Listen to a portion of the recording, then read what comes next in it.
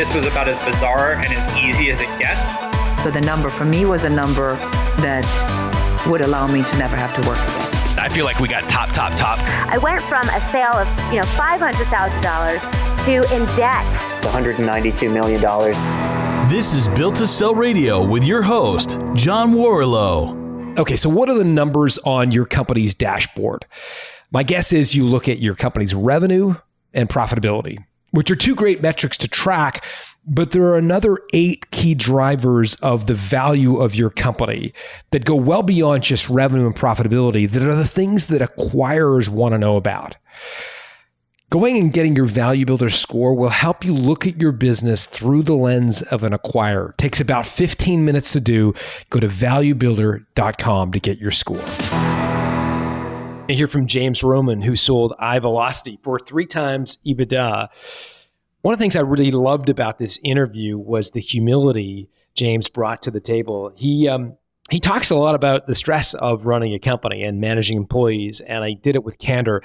He built a company that became an Inc. 500 company, so significant business, but the stress was ultimately, I think, the straw that broke the camel's back that made him want to sell. And if that resonates with you at all, you'll love James's story. He goes into details about how he found a buyer, how quick, in fact, and seamless it was for him to find a buyer, how to go through negotiation, the rules he broke along the way. He talks about using contractors as a way to date before you get married. He shares a little bit about his bucket list, which I think was really cool. He also talks about the resentment that was formed among his employees when they found out that they were an Inc. 500 company, and all of a sudden they had higher expectations of him as an employer. And the mental duplicity, if I can use that term, of having to run your company at the same time as you're starting to imagine life once you've left it. Here to tell you his story is James Roman.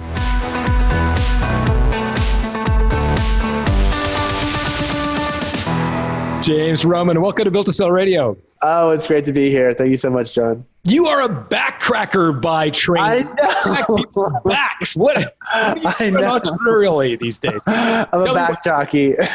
You're a back jockey. So you're a chiropractor. I'm a chiropractor by professional training. Yeah.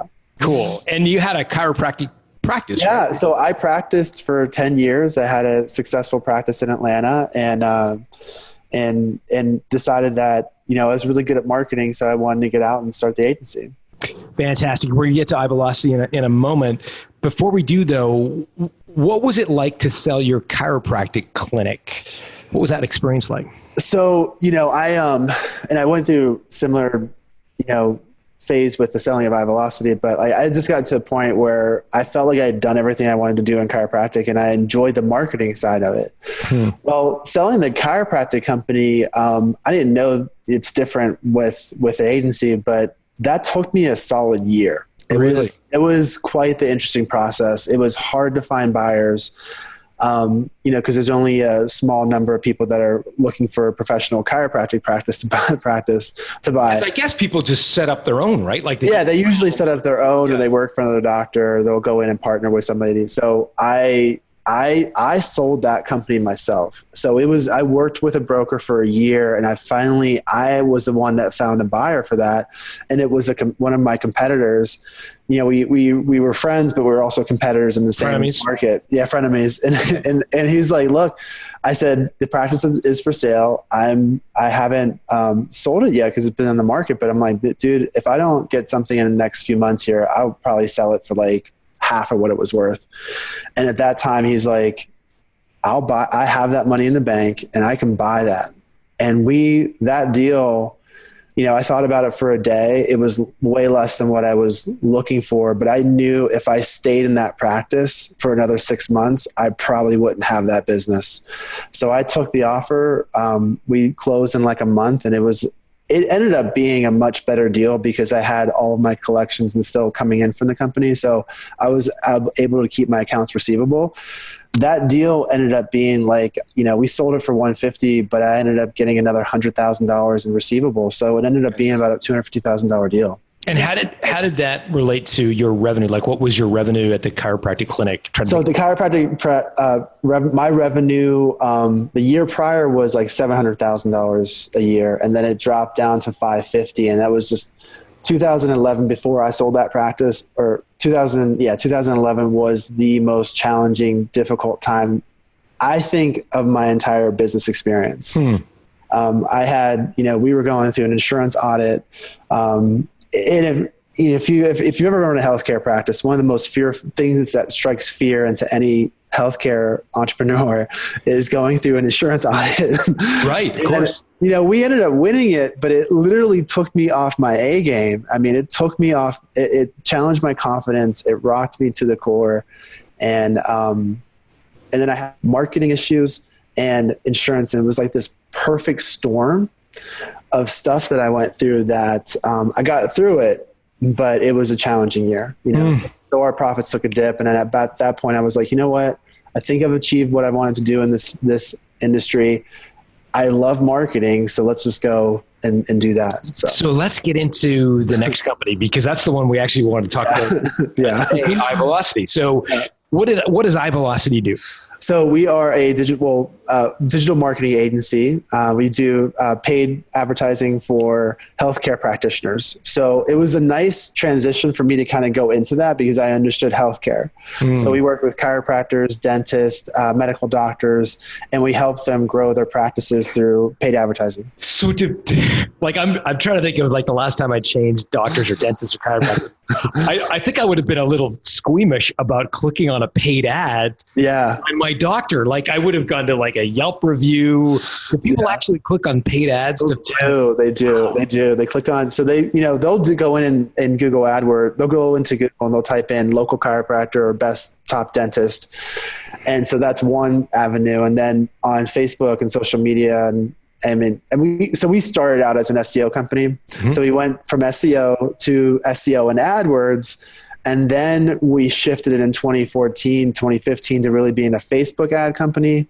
And then we transitioned back into kind of doing multiple pay-per-click, Google AdWords, Facebook advertising, and SEO services. So, got it. SEO being search engine optimization, where you get your Google ranking up to naturally sort of surf up to the top, which is a whole like kind of black art in and of itself. SEO, we don't do as much SEO because and I think that whole industry has changed over the last few years because it's become way more difficult. So paid advertising, if you're a local business, a local brick and mortar company, like it's way faster and easier to get an ad set up on paid advertising and start producing within, literally like 2 to 3 weeks, you can get it producing, versus if you're doing SEO, that's a 6 month, 9 month, 12 month strategy. And in today's fast paced economy, like most businesses can't take that long to show results. And that's really kind of why we veered more into paid advertising. Makes a ton of sense, right? Like you threw up a Facebook ad and the phone's ringing like 10 minutes later, maybe. Absolutely. That's it. Essentially got it. Okay. So how did you staff this company? Because the currency of knowledge of how to structure a paid search campaign has become very expensive to buy. Yeah. So, how I staffed it, I started with myself. Yeah. So, I started iVelocity with literally no money. My first client hired me as an SEO, and he was like, "Will you show me how to do this?" And I was like, "Well, I can either show you or you can just pay me and I can get it done way faster." So that was my first client. So we were cash positive from I had 4 clients with my agency while I was still in practice, and I had no website. I had no business cards, and I just had the business name. So it was you in the beginning, but you built it beyond just you. We built it to 27 team members. So I started hiring contractors first. I started I'd have a contractor that would do this portion of the SEO. And I would have this contractor that would do this portion of the account management and work with the clients. And so I started with me doing these positions, and then I would start delegating those positions to a contractor, and then eventually moved into hiring employees, full-time employees for this. And so we would essentially, as we started to ramp up and grow, so we started from, 5 clients to 10 clients to 15 clients.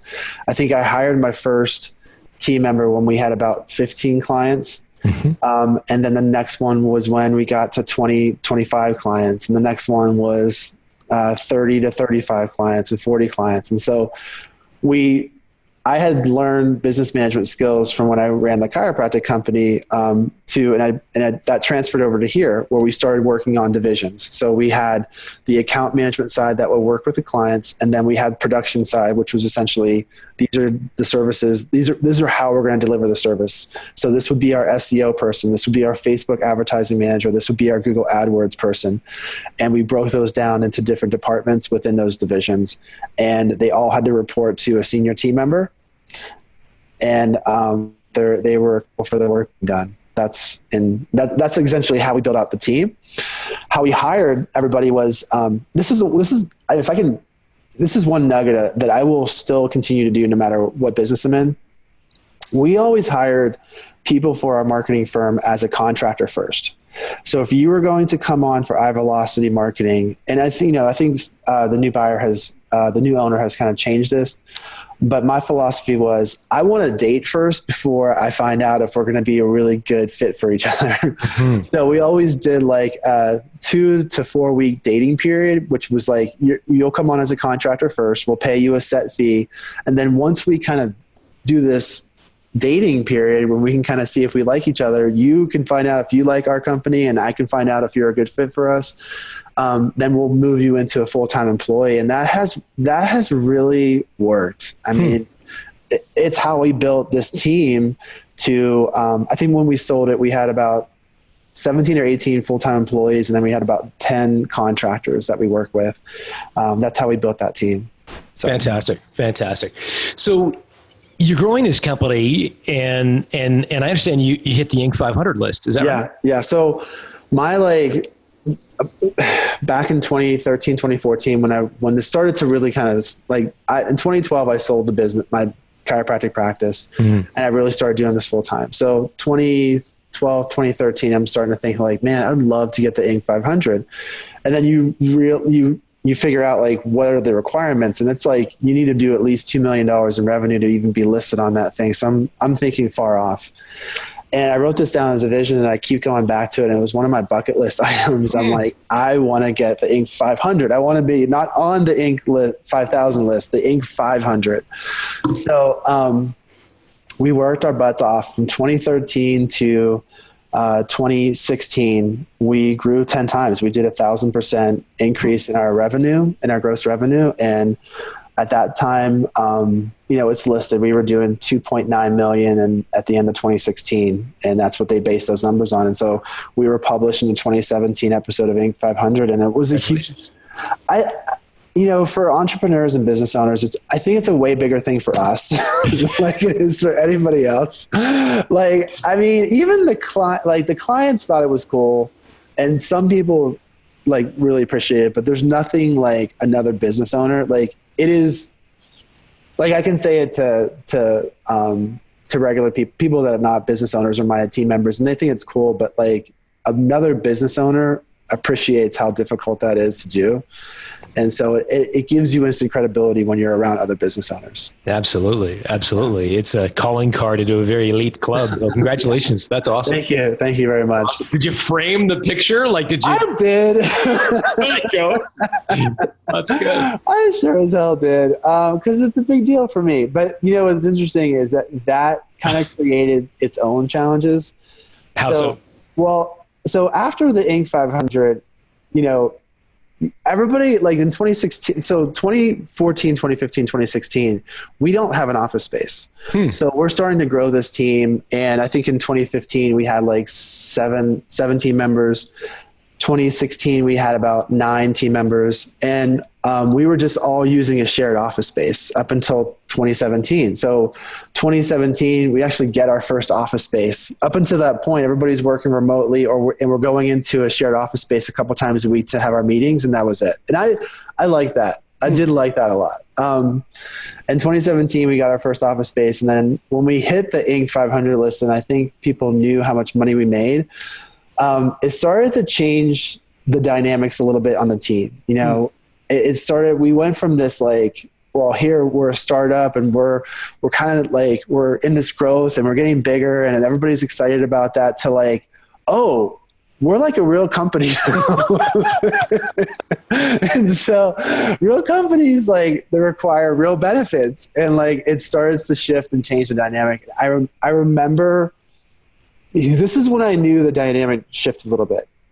In 15, 16 years of business, I had never lost an employee because of money. Like, I had, like, in the end of 2017, after the Inc. 500, we lost a senior team member, and it was really because it was that person searching out more money, and it was the first of several that happened. But it was the first time it was like, it shifted a little bit. It wasn't about the purpose so much, and that's important. It's important to have purpose, but at the same time, like, people need to make what they're worth, and that taught me a whole bunch of lessons in itself. So. Sounds like it for sure. And so catch me up to how this story ends, because you're on this ramping up period, $3 million in revenue. What was the trigger that made you think about selling? So there's a couple of things. I wrote this down. There's probably like three things that, but the one biggest thing was after the Inc. 500, I felt like I got to the same point with my practice where I was at with my practice, where I was like, I felt like I accomplished what I wanted to accomplish. I felt like I had gotten to the point where I wanted to get to. And even back right in October 2017, I even wrote down in my vision, I was like, I'm going to sell this thing I'm going to sell this company in 2019. It may take me a while, but I think that's the next thing where I wanted to go. So I felt like part of me was just like, I've conquered this mountain, I've done this. I need a new mountain to climb, or a new thing to challenge me. And the second and third thing were related to the first one, or they became accentuated because of the first one. But the second was the team dynamics. The team dynamics started to shift a little bit and change in early 2018. And so we had a lot of turnover in early 2018. It was like the Inc. 500 and a bunch of turnover. And then it also and the third thing was like in early 2018, between January and March of that year, both my wife works and she's a software salesperson. So she's on the road, and then I was on the road a lot. So the first 3 months of 2018, I'm sitting there, and it was mid-March before both me and my wife were home during the same week. Oh. So either she was working and traveling, or I was working and traveling, and I'm like, I'm working hard, and like, this is just not fun anymore, And that was the early signs of it. So July, the final thing was July of 2017. July of last year, 2018. I'm sitting down with another agency owner, and I've heard, I've listened to your podcast a lot. During the sales process, I listened to your podcast almost every other day. I was on some sort of episode listening to it. So it helps significantly. Remedial learner. Yeah, but I needed the insight from hearing other people going through selling their businesses, But in that July, I'm sitting down with another agency owner, and he's talking to me about his health issues, and he was having the same kind of health problems that I was having, and they were like stress related. They're like digestive problems, chronic inflammation stuff, and I've heard some other entrepreneurs on your podcast talk about health stuff and talk about stress and all those things. And I just finally was like, the last 3 or 4 years, I haven't taken care of myself. I've had these digestive issues. I've had this inflammation.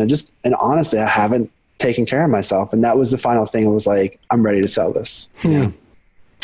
Thanks for sharing that, because it's not a topic we talk, a lot of people are comfortable talking about, but I think it's such a big deal. It is. The health toll that running a company takes on is serious. Yeah. I had this digestive, so first off, since I sold this company, I'm working on, first of all, I'm tan. Like, I have a tan, I have color back on my face. I have worked out like 4 or 5 days a week for like the last like 6 weeks, almost 2 months. And it's more than I've worked out in the last like 7 years for this company, if I'm being honest. Yeah. So, so that was the key thing. He was talking about it. He was like literally named off all the symptoms that I was having. And he was, and so it was like, this is a doctor you went to see. No, this is another agency owner. We sat down and had lunch, and he was sharing, he downsized his agency rather than sell it. Mm-hmm. So he went from like a 15-member team member to like a couple contractors, and he downsized. And he was like, I'm so much happier. I'm not managing a team anymore. And, the management aspect of a business is, I think, what took a lot out of me. So. Yeah, just the people. I love the team that I work with, but managing all of that, the club members at times was taxing. It was taxing on my stress levels in my body, and I now know this about myself. I love growing a business. I love the creation side. I love the growth side. I just don't like the management side. Not alone, buddy. You're not alone. You know what I'm saying? Yeah, totally. So I'm okay saying that now. Yeah, good. So let's get into the actual sale itself. So you went, these sort of three seemingly unrelated things came together and made you want to sell. Yeah. What was that process like? What was your first call? Who was your first call? So the very first thing I did, I go to, I went to buy BizSell, that site, and I went and I typed bizbuysell.com, I think. Or bizbuysell.com. So I went to that site and I looked up other agencies that were being sold, and I found like 5 or 6 different brokers. I just knew I didn't have time to go through and find buyers. So I'm like, I'm going to talk to a broker. And so I knew the first step was talking to them. I talked about 5 different brokers, and the one that I chose, we hit it off from the start. Like we had a connection on the phone call. He felt confident about my business, and we just connected. And quite frankly, out of all the guys that I spoke with and girls that I spoke with as far as business brokers, he was the only one that followed up, and not only followed up, was like, I want your business. I'm going to sell your business. And he was adamant about it. So we hit it off from day one, and he told me, he's like, I went into it thinking that it was going to take me a year to sell this thing, like my chiropractic practice was. And he was like, everything about your business is so solid, and the profit levels and where you're at, and clients, he's like, I can probably have your business sold within 3 months. He told me 3 months, and I was like, that's crazy, But to his credit, we had a signed letter of intent in a month after we listed it. We had 3 offers. So if you're okay, it was Dustin and James over at Digital Acquisitions. Yeah. Give him a plug. So if it's okay if I give him a plug. Yeah, Digital Acquisitions. Dustin over at Digital Acquisitions and James, I work with those 2 over there, and they did an incredible job. So we listed it, I think October 14th. We had about 7 or 8 phone calls with potential buyers, and we had 3 offer letters within 30 days. Wow. And Now, did you list it for a price? Did you put a price tag on it, or did you just say?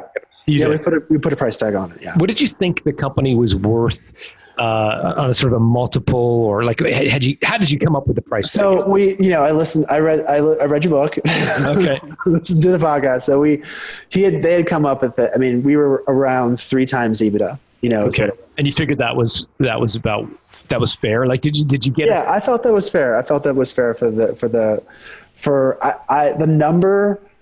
It's interesting that the number that I had originally wrote down in 2017 was the number that we ended up was the final sale price, which was 3 times. Right? Yeah. We started out slightly higher, but because a couple of things happened during the sale process, we came down. We started higher than that number, but we ultimately came back to that number. So. Got it. Did you actually write down a number, or did you write down 3 times EBITDA? No, sorry. So I wrote down 3 times. I wrote down a number, and that was equated to. Reading your book, I was like, this is pretty much three times what I think I knew what the EBITDA was. I was like, this is 3 times. And I wrote down that number. And then and that was back in 2017, because I think I had read your book in 2017 when I started first thinking about this, Oh, funny. And or it was either 2016, it was 2017, maybe early 2018. And so so the brokers, so Dustin came back and he said, this is what I think that the company is worth. It's going to be 3 times around EBITDA. And we had it slightly higher than that original number that I wrote. And then during the sales process, and I'd love to share with you what that was like. Please do. So we originally came back. So I don't think anybody talks about this, but enough. Me and my wife were talking about this. If you take all the stress that I had in the 7 years that I had this, from 2011 to 2019, all that in 4-month period between October and March, it was 5 months, October and March 1st when we sold this. That 5-month period is way more stressful than the other 7 years. What made it so stressful? Trying to run the company while you're trying to sell it at the same time. Mm-hmm. And so you're doing both. You're like, I've heard from the podcast, and the brokers told me this too, is like, you have to run it as if you're not selling it. Right. Mm-hmm. But then you're getting all this information together for the buyer. You're having to spend time, have them look through your books. And that wasn't bad, but it was the mental game of, I'm spending this energy getting ready to sell this thing, and I'm starting to think about what it's going to be like when I sell this thing and I have this money in the bank, and you're starting to visualize what your life is going to be afterwards. And even though you're going there, but you can't go there, but you want to go there. And I would say, and I think I can say the buyer's name, Scott. He was an incredible person, incredible buyer. He flew out here, and we sat down and we had a 2-hour lunch, which turned into 4 hours. And we literally hit it off from the day one. And I knew he was the buyer, I knew he was the buyer for the company because of who he was as a person. And it almost brings me to tears because I'm so happy that he bought it. And he's such an incredible person. Even with that being said, the way the contract was written, he could have pulled out any time up until the money transferred into the bank.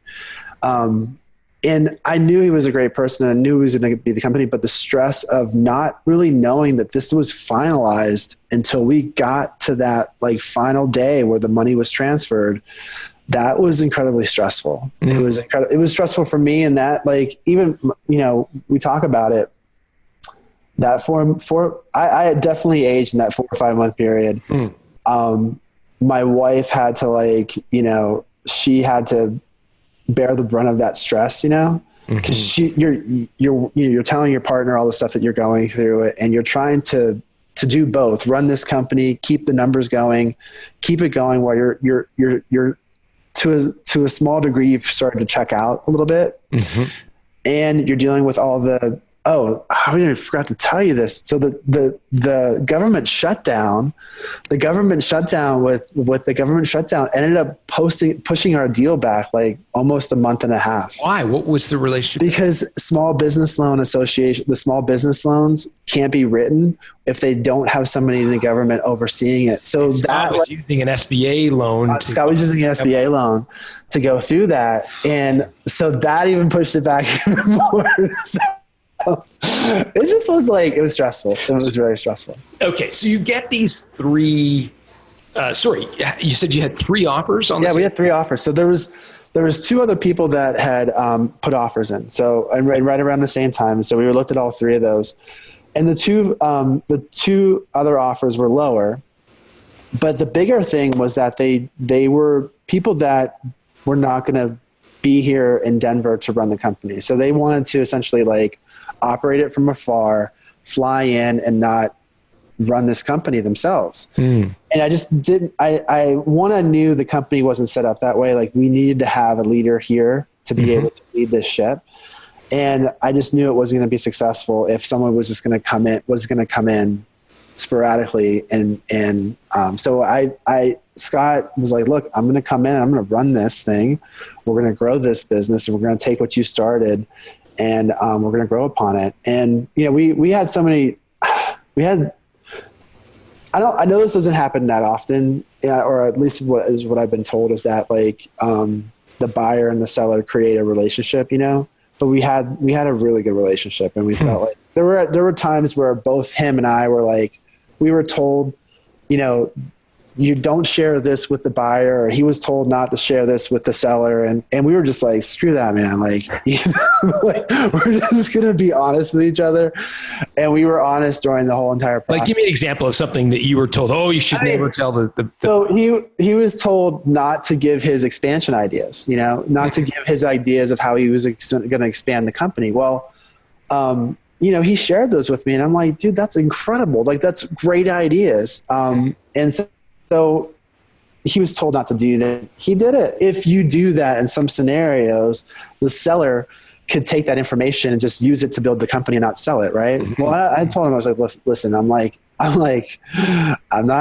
have any like desires to take this back on. Like, if you're I am truly selling this to you, and, God, I don't know if I would have had the energy to go through another. If this fell through, I don't know if I would have the energy to go through another one, like another sales process. I don't know if I would have it in me.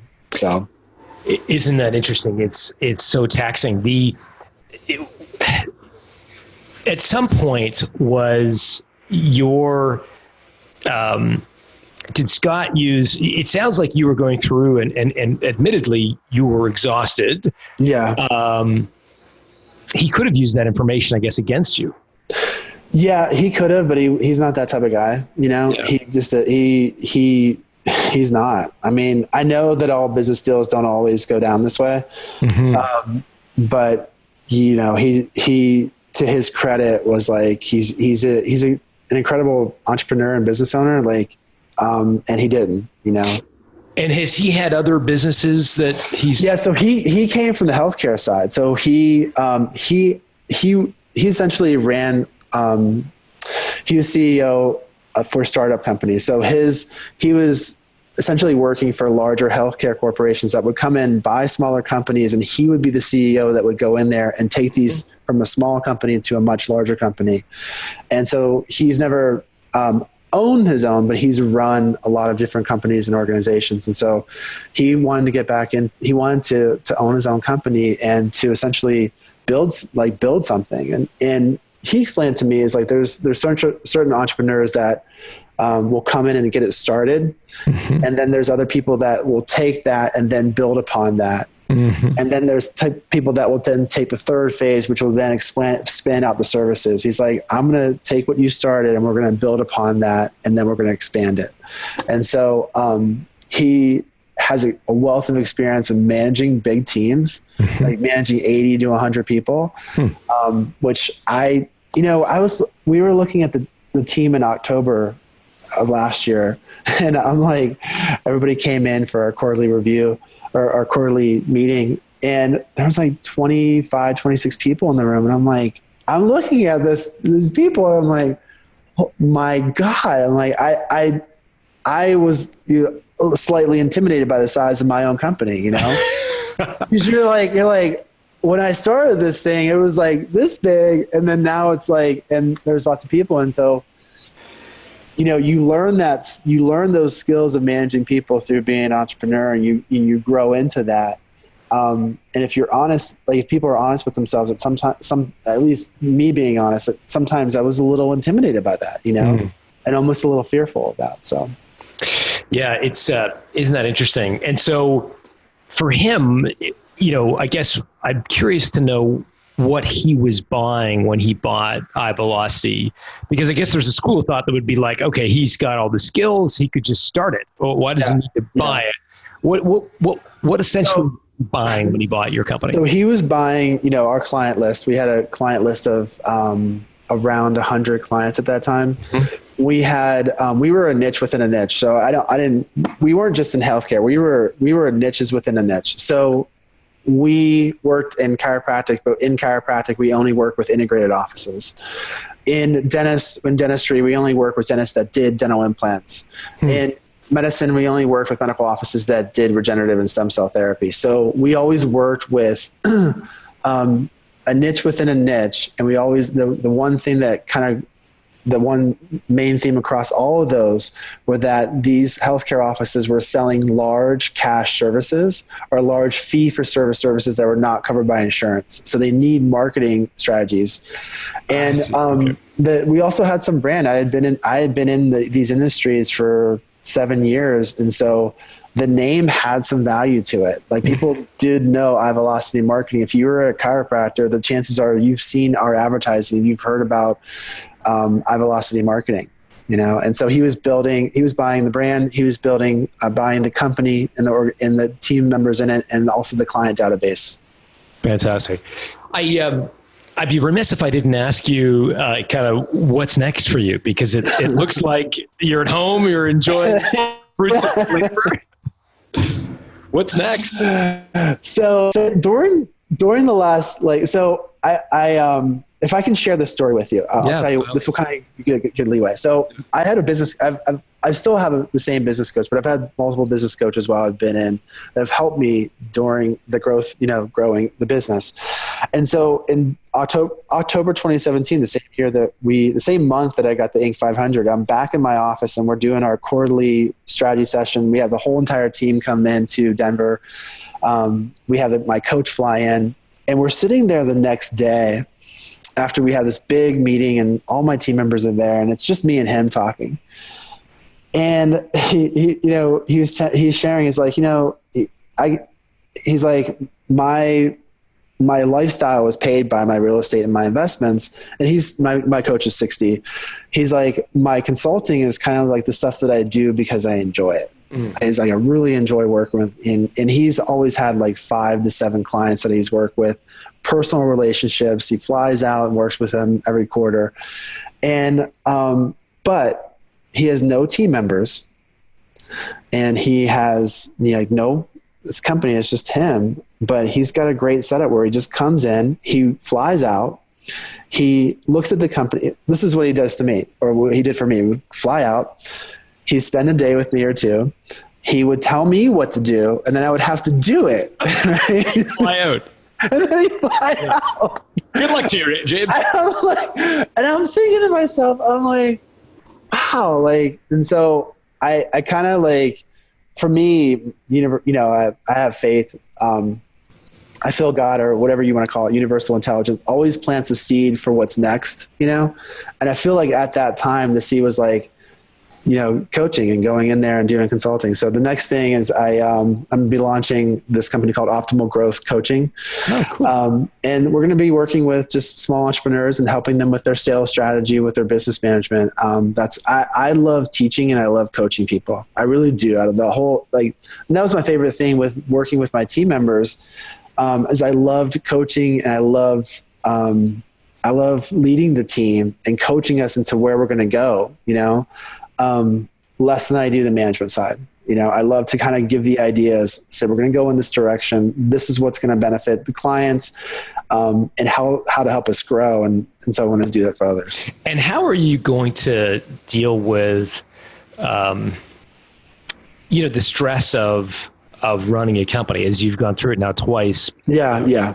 Both the chiropractic clinic and iVelocity were majorly stressful events. Yeah. What's your strategy to manage that? So here's, since I've started, I've started to do things daily in my routine that I feel like I'm going to take some time off. I'm going to take probably, I was going to take a 12-month sabbatical. I'm probably going to take 3 or 4 months off before I start doing the coaching and consulting. But there's certain things that I started doing since the sale of the practice or sale of the business daily, like working out for an hour a day, doing morning meditation and prayer, and doing these things on a consistent basis is it's already had a huge payoff for me, and I've already benefited from it. So I think moving forward, making sure that I use those practices. And for the next phase of my career where I'm going to go into, I don't plan on having employees. For this stage, I feel like I have a third and a fourth business, maybe possibly fifth business out of me before I finally, say I'm done. And I may never, fully be done. But I know I will have employees and team members to manage again. I know like what I want to do ultimately is going to require that. I'm just taking a break probably for the next 1 to 2 years from having a big team. Just want a break from managing people for a while and just kind of just help other businesses and coach them. So awesome. Yeah. Well, I wish you all the best and luck with that. And I appreciate you sharing the story. It's amazing. There's lots of lessons. Thank you so much. I appreciate it.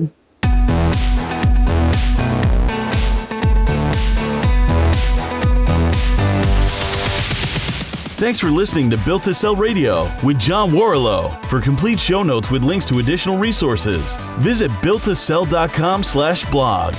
John is the founder of the Value Builder System. To find out how to improve the value of your business by 71%, visit valuebuildersystem.com. John is also the author of Built to Sell, Creating a Business That Can Thrive Without You, and The Automatic Customer, Creating a Subscription Business in Any Industry. Connect with John at facebook.com/built-to-sell or on Twitter at John Warrillow, WARRILLOW. Thanks for listening.